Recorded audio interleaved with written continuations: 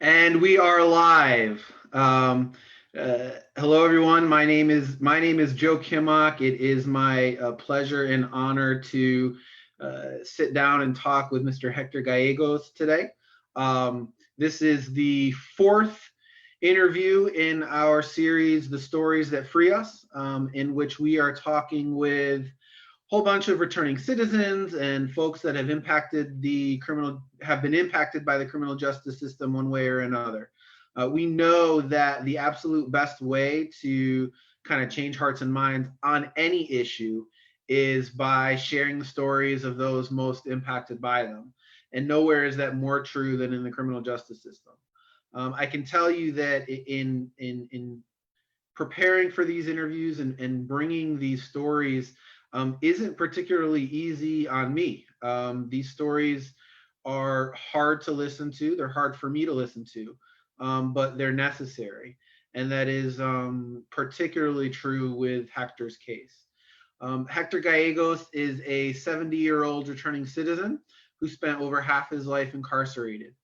For 10 years, Hector was held in Pelican Bay State Prison's Secure Housing Unit, an infamous solitary confinement unit that has earned the attention of human rights groups around the world and even Oprah Winfrey. He was held in a room for 22 hours per day with no human contact for nearly 10 years. He became a prolific writer while inside.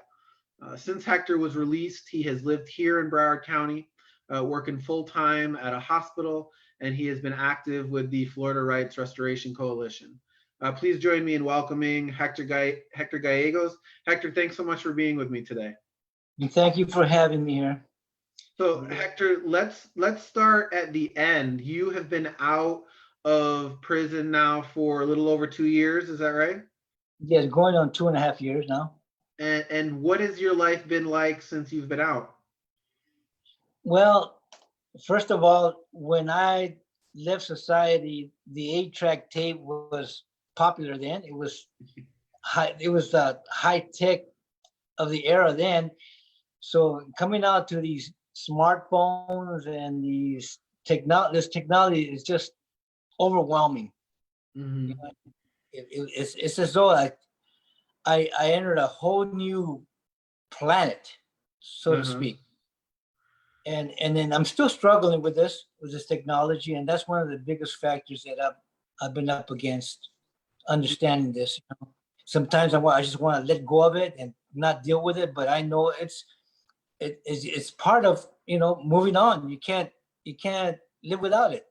Yeah. So What are you are working at a hospital, is that right? Or you were prior to the virus hitting. What were you doing? what I do there is I transport patients from their hospital room to CAT scans, MRIs, to their doctor's appointments within the hospital. I do that. I go in there and at times on my free time I'll go in there and spend moments with them, because most of the patients that I come in contact with are virtually my age. So I'm able to relate to them. And what was that like, going from a situation in which I'm sure you never or almost never saw strangers to now you're working in a hospital, you're meeting new people every single day? What was that like? Well, coming from isolation, it's difficult relating, because these people that I've come in contact with, or that I encounter each and every day, they don't know where I come from. They look at me as though I'm just the average citizen, and I'm not. I got these issues going on in me, this isolation, at times I feel as though I'm on the verge of being antisocial. I know I can't be that, to survive in this society. And so it's hard for me to come in contact with these people,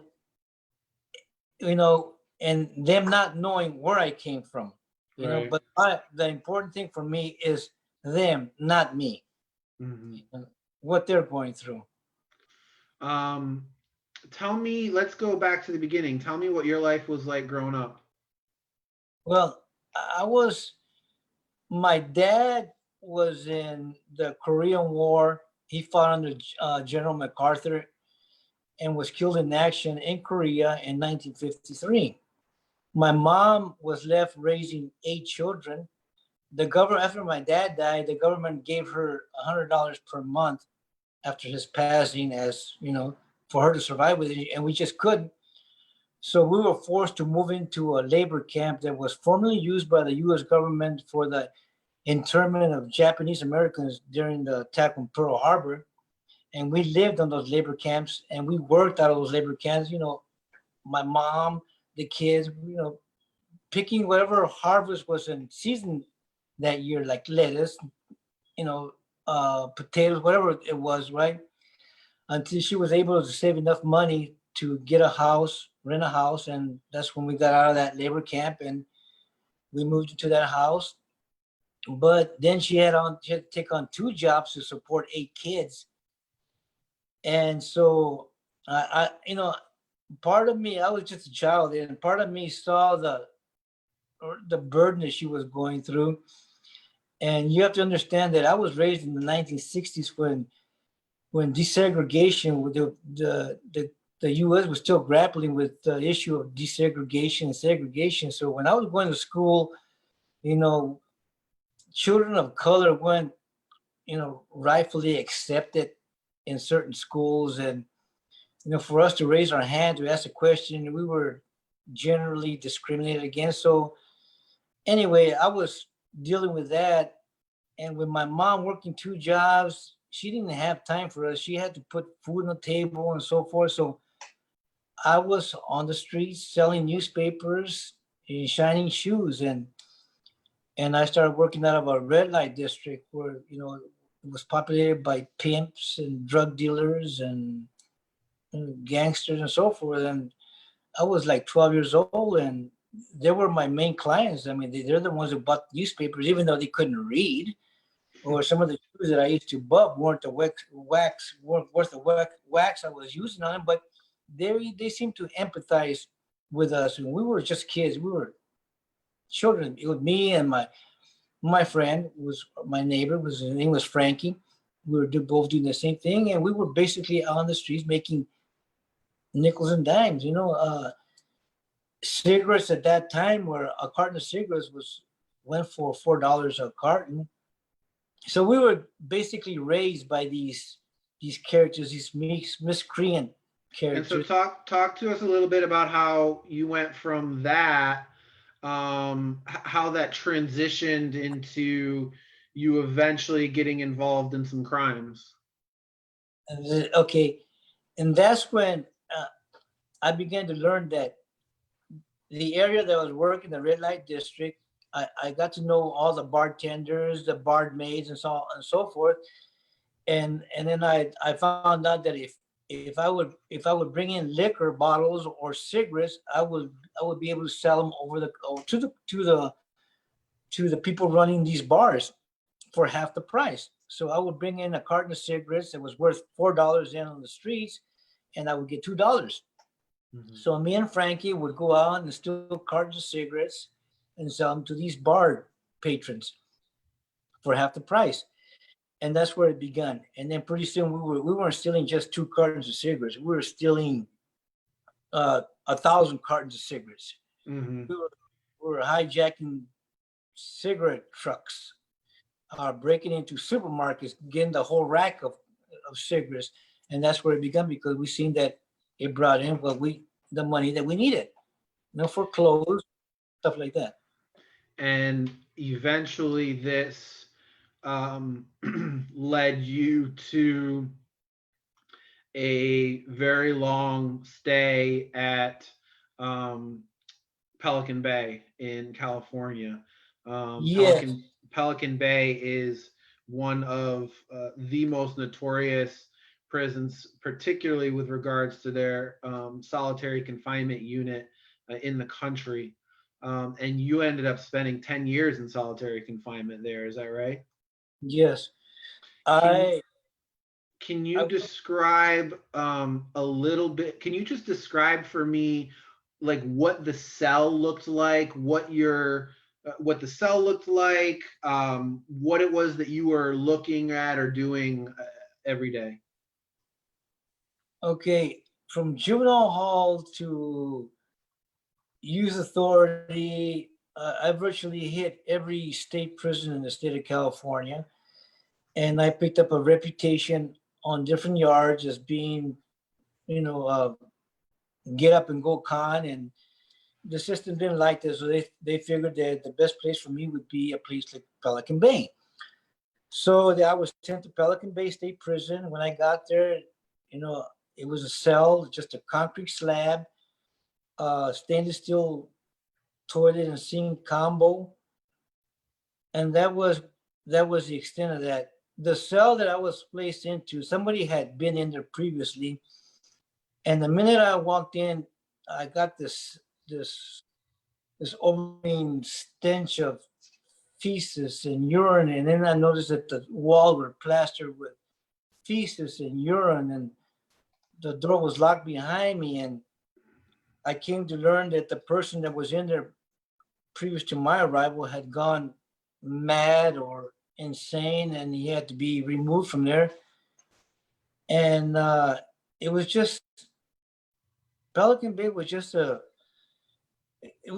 an area of gray walls and no panoramic views. Everywhere you turn was gray, and the screams that went on in the units, the suicides, and it was just a place of madness where nobody really cared, you know, and it was I just want like, to you did a lot of writing while you were in there, as a way to pass the time. And prior to this interview, you actually shared with me a piece of your something that you had written, and it's part of it is, I want to share. I actually want to read part of it if it's okay with you because it's really beautiful. Would you mind that?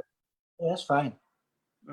So this is what you wrote. You wrote, prisoners in the security housing units at Pelican Bay State Prison are allowed to spend 90 minutes in one of the yards situated in the back of each unit pod, with nothing more than his thoughts. Like in every section inside the SHU complex, panoramic views from within the surrounding four walls in this cold and stark enclosure are non existent. Nonetheless, one is able to look up into the sky through the steel mesh overhead. On clear days, if one is lucky, he is able to catch a glimpse of white vessels in a sea of blue. It's in this 10 by 20 dog run where I go each day in an attempt to get rid of the cobwebs that cloud my mind. Rare are the days when sunshine will pour down into the dark shadows like beacons from heaven reaching into the depths of hell. And on really good days, when the summer breeze is blowing just right, the season is kind enough to bless me with the soft landing of a dandelion seed from a far off land, or simply with the intoxicating scent of the Pacific Ocean nearby. These are the days I like the best, for they evoke memories of sunny beaches and gentler times. There are times when monotony in the security housing unit is so dense it virtually becomes tangible. You can feel it, see it. Nothing can escape it. Not even the insect who innocently finds his way into one of these solitary yards is spared from the paralyzing grip of monotony. Hector, I can't imagine being in one room alone with nothing to do for 10 days, never mind 10 years. Why do you think you, how do you think you made it? How do you think you survived it? I guess basically it was, you know, I came to a realization that I needed to understand what was happening around me. Why were people being treated this way? Why were the things happening to me that, you know, what had I done to deserve, you know, this type of isolation, this type of treatment, you know? And I've always been, since I was a small child, analytical about my surroundings. And that's what drove me. I needed to figure out a reasoning for this, an understanding. And once I found the understanding as to why this was happening to me, then maybe I could figure out a way as to, you know, to change the situation, not just mine, but for those around me, because I knew there was others just like me that that weren't like me, that weren't able to figure this out, and they needed help. And if I could figure it out and sit down with them and explain to them, look, this is what's going on, this is why this is happening, and this is what we need to do. And I think that's what helped me in surviving this crisis, I would say. If you um, saw a kid or were talking to a kid who you thought might be on the wrong path today, what would you tell them? I think that, you know, I can relate to a lot of the things that's going on these days with these young kids. And I think that if I were to pull them aside and really tell them, look, you know, I've been there, you know, uh, this is what happened. I did the same thing that you did, and this is where you're headed, you know, and you got two choices, and this is where it's going to end. And the bottom line here is, you know, no one cares. None of your friends. I mean, you can be the baddest kid on the block, the baddest gangster, whatever you want to call it, but in the end, it's going to mean nothing, because you're going to be nothing but a memory. And the ones that are going to suffer is your mom, your sisters, your brothers, and those that really, really care about you. Because anybody else, you know, to them, you're insignificant. You become a just a topic of conversation, which means nothing, and you're going to realize that. You know, I think sharing my situation with them and identifying with what they're doing and where they're headed, and really, really understanding the consequences of what they're doing, I think that hits home. Because you can have someone tell a kid something, but if it's the wrong messenger, it doesn't bear the same scars, then they're not going to listen. They're not. Mm-hmm. Um, t- Tell me what it was like. You bring up the kids' moms. Um, Tell me what it was like for you to go back and see your mom. Um, the first time you get out of prison and you go back and see your mom. Tell me what that was like. You know, when I was growing up, my mom was struggling. So, and I looked at my mom like, you know, she tried to console me the best she could. And I looked at her, I mean, what does she know? She's just a woman, you know.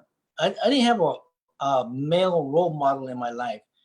I always come back, you know, what could she tell me, you know? But many years later, I came to find out that I was wrong. You know, she did know what she was talking about. And many years later, when I came out of, I hadn't seen her for something like way over 10 years. And I was always her favorite. And when I got out of prison, I went I went to her home, I knocked on the door, she opened the door, and I looked at her, and she seemed much smaller than I remembered her. She seemed so tiny, and her hair was white, her face was wrinkled, the light in her eye was dim. And at that moment, I realized that I had been much of the cause for her white hairs, the wrinkling, the dimming in her eyes, and you know, it just hit home with me that, you know, I had done this, you know, and I had been wrong in what I was doing. And one incident where I didn't understand was when I was 12 years old, I was in junior high school, I was in a gymnasium with two other boys, and we were looking at this Playboy magazine in the gymnasium at this girly magazine, and the coach busted us, and I was kicked out of school. So my mom was told that if I intended to get back in school, I had to come back with her. So we went to the dean's office. He had the magazine on his desk, and he told her, "Look, this is the magazine that we caught your son and two other boys in the boys' gym looking at, and this is why we expelled him from school." She got up, went to his desk, picked up the magazine, flipped through the pages. She turned over and she looked at me, and I was embarrassed. And then she folded the magazine dropped it in the wastebasket, and she looked at the dean of boys and she said, "You know what? My son is 12 years old. You know, he's a teenage boy. He's going through puberty. I mean, he was in the boys' gym when this is what boys do at that age, you know." And she turned around, she told me, she looked at me, she goes, "Come on, let's leave." And we left. I was in school the next day. But many years later, I came to realize what she had done that day. She never mentioned it again, but what she had done that day, she did understand, you know, more than I give her credit for. And yes, I was the one that had put the gray hairs on her, the wrinkles, and so forth. And I felt so bad. At some point, looking back at your life, is there any point in time in which you feel like it could have gone another way?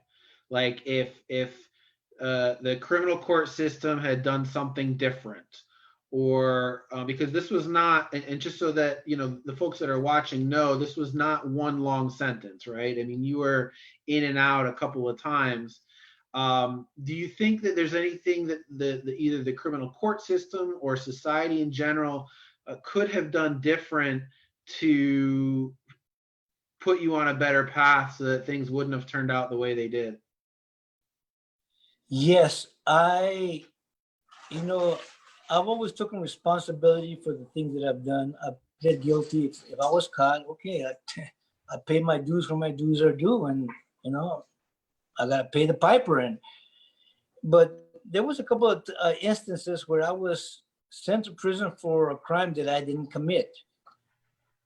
And at that point, I came to realize that there's, and there'll always be corruption in law enforcement. There'll always be manipulation of evidence by the prosecution. But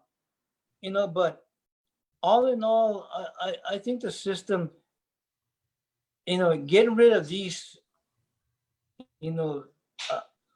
I don't know, misfits or these guys that just get a conviction at any cost. I think that has to stop. I think we need fair prosecutors. We need prosecutors that are able to say, wait a minute, well, this guy, yes, he committed a crime, but look at his history. This analyzes a little bit more. This guy doesn't need prison. This guy needs help. Mm-hmm. Because one of the biggest problems right now in the penal system is mental health. Much of these guys that are committing these crimes, they need help. And I think that if a system was in place where people are able to recognize that certain people need help, humanize these prosecutors, were able to recognize that they need help, and send them to the proper program. Sure, there's a lot of us deserve to be locked up for the rest of their life, never see the light of day, that's for sure. But there's some people that don't need this, and you're destroying families. And you see these people on the streets, mothers and sisters, and crying because they know something is wrong. And just recently, I came across an article of a judge here there in Florida that was able to recognize this mental illness, where he refused to send a guy to prison because he said, no, this guy, there's something else going on with this guy. He needs help.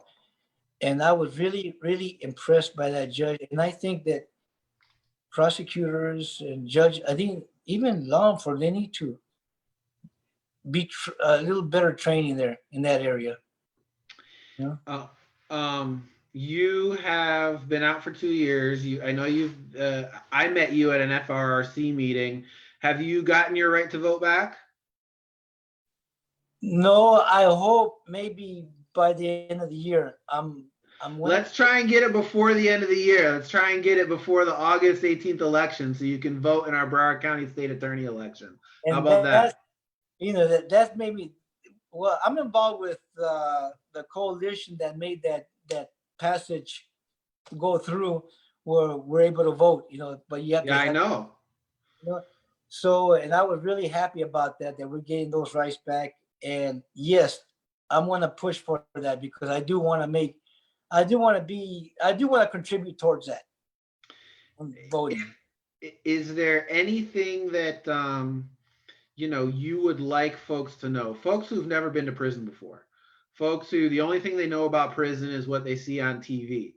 Um, what do you think is kind of the most important thing that folks should know about what it means to go to prison?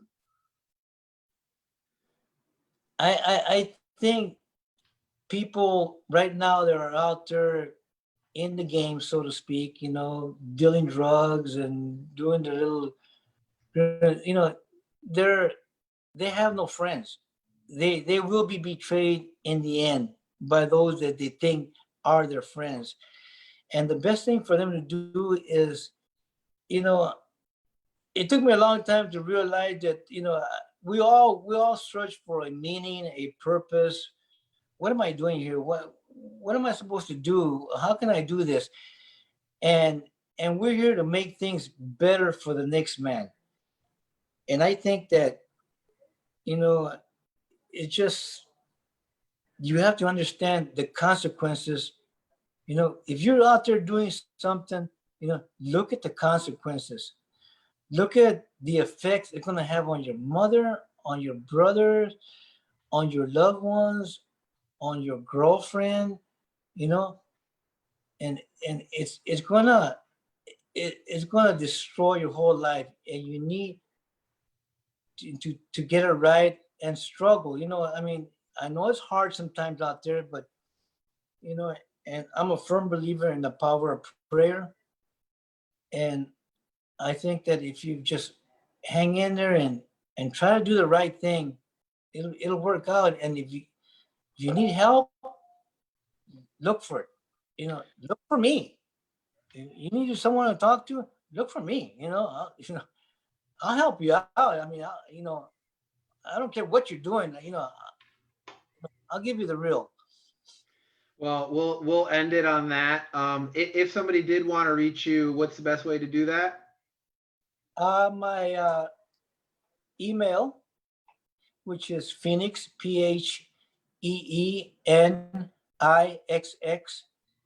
33 at Gmail. That'll be about the best way to get at me. It's 333, right? Three threes. Yes.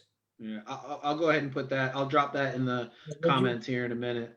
Thank you so much. I'm really, really privileged for that. I feel really honored for you to have joined me for this. Those of you watching, if you could share this video on your pages, let's spread the word. Look, 10 years in solitary confinement, to me, is a human rights violation. I mean, no one should sit in solitary confinement. We're one of the few countries around the world who still utilize it regularly. And it's not just adults. We put kids in solitary confinement. There are kids here in Broward County in solitary confinement. And it is an extraordinary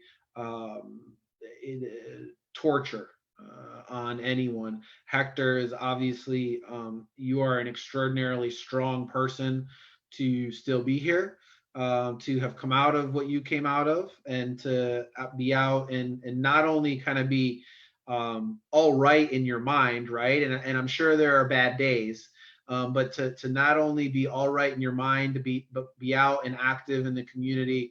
Broward County is lucky to have you, and I'm lucky to know you. So thank you so much for being a part of this, Hector. And thank you for having me. And once again, if there's anyone out there that needs, old or young, that needs some kind of someone to talk to or some kind of advice, just holler at me, man. We can hook it up and we can work it. We can make it happen. Okay? Stay strong. Thanks, Hector. Okay, and thank you for having me again.